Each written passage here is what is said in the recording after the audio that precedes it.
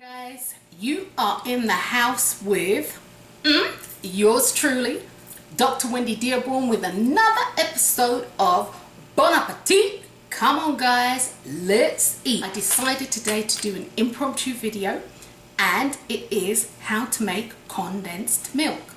So there are only three ingredients that you need: sugar, and I've elected to use coconut milk. So coconut milk, and that would be the full fat coconut milk. I make my own and I make it nice, rich and creamy. I do have a video for that showing you how to make your own coconut milk. So I make it nice, rich and creamy, and a pinch of baking soda. Now the baking soda to me, because I've made it with and without, and the baking soda to me is that je ne sais quoi. It gives it that little bit of something. It almost makes it like I'm going to say emulsifies, maybe that might be the word, but it does something. I'm not 100% sure what it does, but I do know it does something, and it does make it better. So guys, I'm going to show you what I have on the board, or on the countertop as it were, and I'm going to show you what to do. Okay guys, on the cutting board, what we have here is 2 cups of coconut milk. And again, if you were using canned coconut milk, I suggest that you use the Thai Kitchen brand. Excellent brand. And don't use the light, use the full fat. I've made my own, so it's a little bit more creamier, a little richer than that. So that's 2 cups or 500 mils, and 500 mils of coconut milk, a cup or 250 mils as it were of sugar, and I'm using organic evaporated cane sugar, and the je ne sais quoi I spoke of earlier is baking soda, not powder, baking soda. All this goes into a pot, as you're going to see, and we're going to turn it up full heat, bring it to a boil, turn it down, allow it to simmer, and this takes approximately 2.5 to 3 hours to cook. So you need to have time when you do this. Okay, so we're going to go ahead. Okay, we're going to dissolve the sugar, bring it to a boil, then allow it to simmer, and then check every 30 minutes, stirring every 30 minutes. Okay guys, well, we are 30 minutes in. This is our first 30 minutes. So we give it a nice good old stir. Stir it up. And this is the kind of thing that you're looking for. See, it's thickening up. You can definitely see where it's thickening up. The colour, based on what we're using, won't be the same colour as what you get out of the can. Just so you know, it's going to be a little different. And again, so we give this a good stir, and then we're going to leave it for another 30 minutes. We'll come back, or we'll leave it for another 30 minutes, stir it, leave it for another 30 minutes and stir. 2 hours, 2.5 hour process, maybe three, until it has until the water's evaporated and it's really condensed down. This is approximately an hour into the process of making your dairy-free sweetened condensed milk. Now, I'm judging this to have approximately another hour to go, so it won't be a 2.5 or 3 hour process.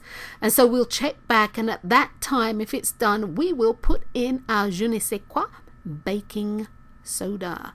And so we'll check back in an hour. Okay guys, it has been 2 hours, and this is what we've got. Now, doesn't that resemble condensed milk, sweetened condensed milk? You can see. Actually, I'm going to add the a pinch of baking soda. That was more than a pinch, I won't use all that. The pinch, I'm going to mix that up. Alright, I'm going to take it off, turn off the heat. And here we have it guys. Our very own homemade condensed milk, and it is dairy-free condensed milk made with coconut milk. So I have a clean, sterile mason jar, and so I'm going to actually put that into the mason jar. And the mason jar is hot, just so you know. Okay, we got this going, yeah? Alright, and we're just gonna do that. Look at that, guys. It's all thick. It's thick.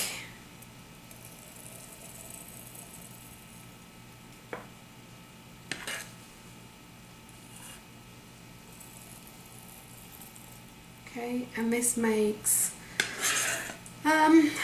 about a cup and a half, something like that.